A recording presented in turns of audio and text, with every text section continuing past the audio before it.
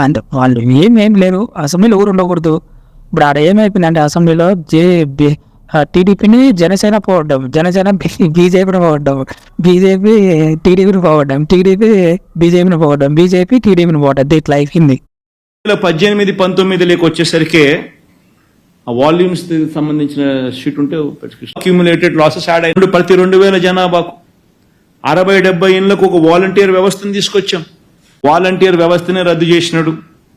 ఇంటింటికి రేషన్ గతంలో మనం పంపిస్తా ఉంటే ఈయన ప్రభుత్వం వచ్చిన వెంటనే ఇంటింటికి రేషన్ ఆగిపోయింది.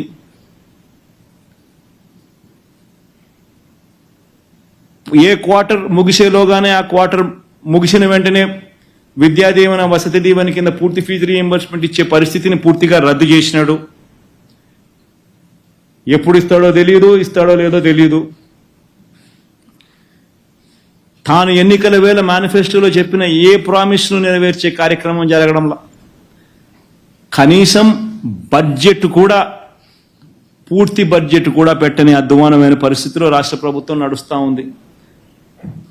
పూర్తి బడ్జెట్ ప్రవేశపెడితే తన మోసాలు బయటకు వస్తాయని చెప్పి కప్పిపుచ్చుకునే కార్యక్రమం జరుగుతూ ఉంది. రాష్ట్రంలో ఏం జరుగుతూ ఉన్నాయనంటే హత్యలు, దాడులు, దౌర్జన్యాలు, ఆస్తులు నష్టం చేయడం, రెడ్ బుక్ పరిపాలన సాగిస్తూ ఉంది. ఇది క్లుప్తంగా